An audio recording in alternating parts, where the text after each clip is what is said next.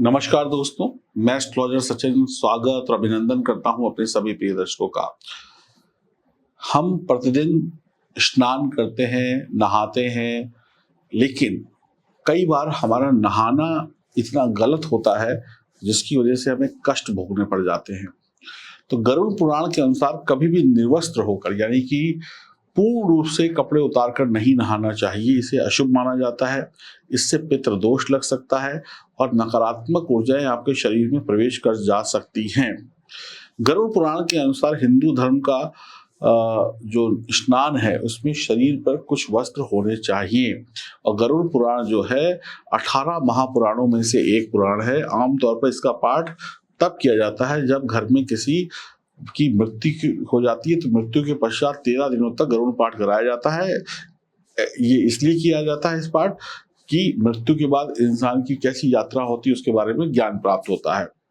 ऐसा बिल्कुल भी नहीं है कि गरुड़ पुराण से मृत्यु के बाद ही पढ़ाया जाता है। आप चाहें तो उसको पहले भी पढ़कर कुछ महत्वपूर्ण बातों का जानकारी ले सकते हैं। इस गरुड़ पुराण में नियम, नीति, ज्ञान, विज्ञान, धर्म आदि से जुड़ी हुई सभी बातें बताई गई हैं। इसका पालन करने वाला व्यक्ति हमेशा जीवित रहते हुए भी लाभ उठाता है, मृत्यु के बाद भी लाभ उठाता है।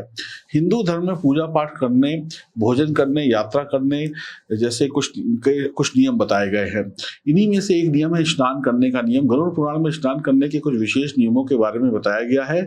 गरुड़ पुराण में बताया गया है कि व्यक्ति को कभी भी पूरे कपड़े उतारकर स्नान नहीं करना चाहिए। ऐसे स्नान से धार्मिक दृष्टि से इसको अशुभ मानते हैं। बिना कपड़ों के स्नान करने से जल के देवता का अपमान होता है और साथ ही साथ शारीरिक और आर्थिक समस्याएं भी शुरू हो जाती हैं। जो भी महिला पुरुष सारे कपड़े उतार कर स्नान करती हैं या करते हैं उन्हें पितृदोष लग सकता है। इसके पीछे मान्यता ऐसी है कि सारे कपड़े उतार कर स्नान करने से मृत पूर्वजों को तृप्ति नहीं मिलती और जो लोग बिना कपड़ों के स्नान करते हैं पितृ उनसे नाराज हो जाते हैं।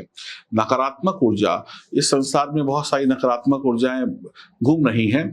मान्यता है कि सारे कपड़े उतार कर स्नान करने से नकारात्मक ऊर्जा का भय बना रहता है, क्योंकि बिना कपड़ों के स्नान करने से नकारात्मक ऊर्जाएं शरीर में जल्दी प्रवेश कर जाती हैं।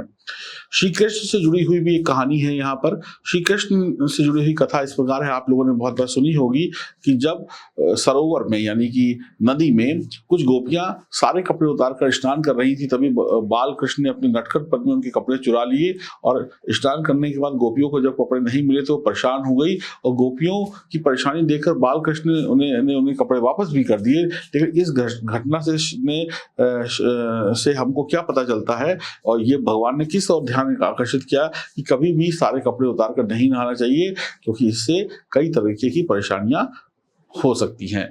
तो अब आपको समझ में आ गया होगा। तो जब भी आप अपने घर में स्नान करें, किसी सरोवर में, नदी में, झरने में स्नान करें तो पूरे कपड़े उतार कर आपको स्नान नहीं करना है। चाहे आपकी उम्र कितनी भी क्यों ना हो, चाहे बच्चा हो, चाहे बूढ़ा हो, चाहे जवान हो या महिला हो या पुरुष हो, तो इससे हमें परेशानियां हो सकती है।